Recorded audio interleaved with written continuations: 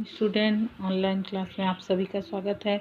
आज हम क्लास 6 का नादान दोस्त चैप्टर का आधा जो हमने पहले पढ़ा था उसके आगे हम पढ़ेंगे।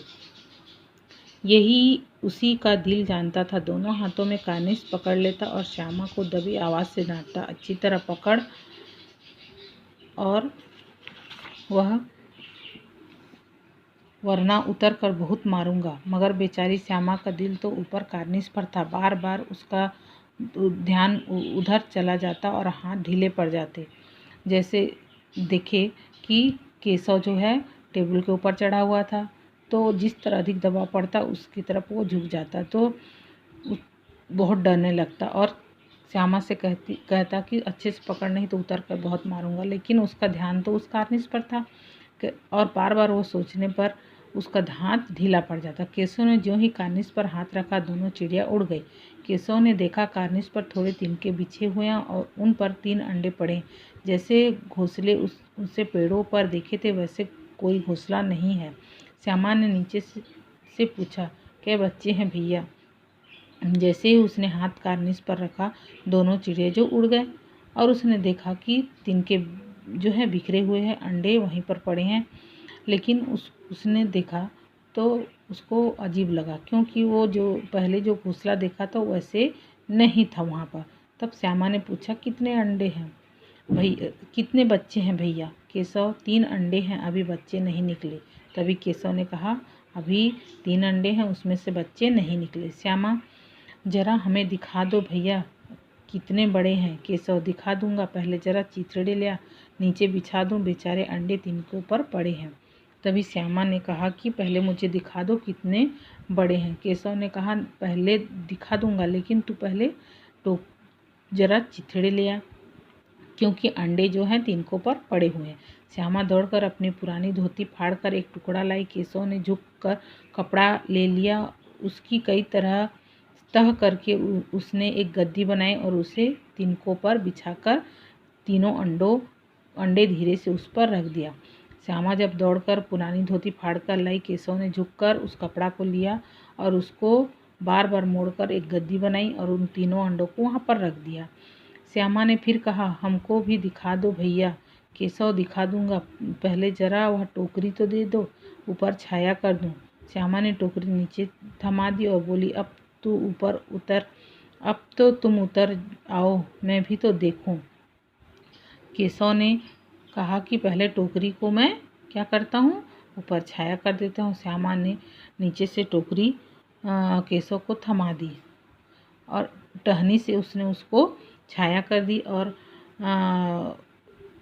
बोला कि अब तुम उतर जाओ।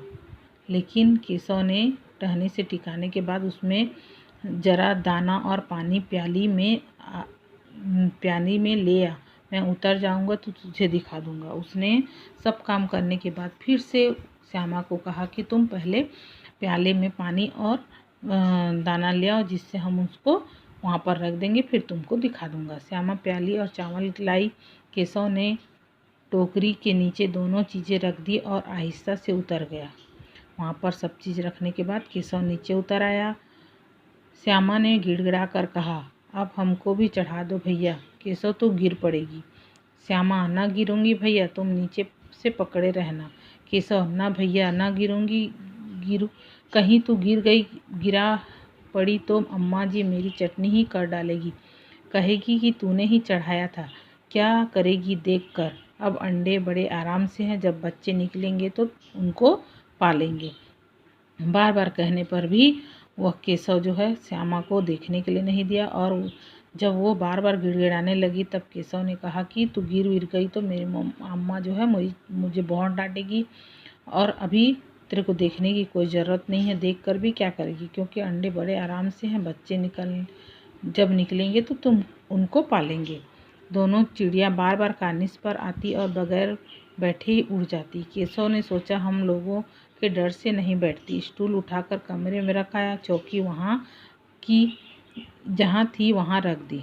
जब उन्होंने सब व्यवस्था कर दी, करने के बाद उन्होंने देखा कि दोनों चिड़िया जो वहाँ पर आती लेकिन उसको वहाँ पर न बैठकर उड़ जाती, तो उन्होंने को लगा कि हम लोग यहाँ पर हैं, इसीलिए वो यहाँ से भाग जा रही। तभी उसने क्या किया, वहाँ से स्टूल हटा दिया। श्यामा ने आंखों में आंसू भरकर कहा, तुमने मुझे नहीं दिखाया, मैं अम्मा जी से कह दूंगी। तभी केशव को वो गुस्सा होने लगी कि तुमने मुझे दिखाया नहीं, मैं अम्मा जी को बता दूंगी तुमने क्या क्या किया। केशव अम्मा जी से कहेगी तो बहुत मारूंगा, कह देता हूँ। श्यामा, तो तुमने मुझे दिखाया क्यों नहीं?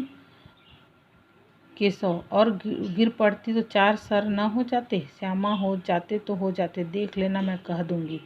बार बार कहने पर दोनों में झगड़ा हो जाता है और कहती कि मैं अम्मा जी को बता दूंगी। लेकिन केशव, उसको गुस्सा होता है, अगर गिर जाती तो क्या होता? तो श्यामा कहती, गिर जाने से क्या होता, कुछ नहीं होता। इतने में कोठरी का दरवाज़ा खुला। माँ धूप में से आंखों से बचाते हुए कहा, तुम दोनों बाहर कब निकल आए? मैंने कहा न था कि दोपहर को न निकलना। किसने किवाड़ खोला? दोपहर जैसे ही कोठरी से अम्मा बाहर निकलती है, धूप से आंखें बचाते हुए दोनों को कहती कि तुमको किसने कहा कि बाहर निकलने के लिए, और किसने दरवाज़ा खोला? किवाड़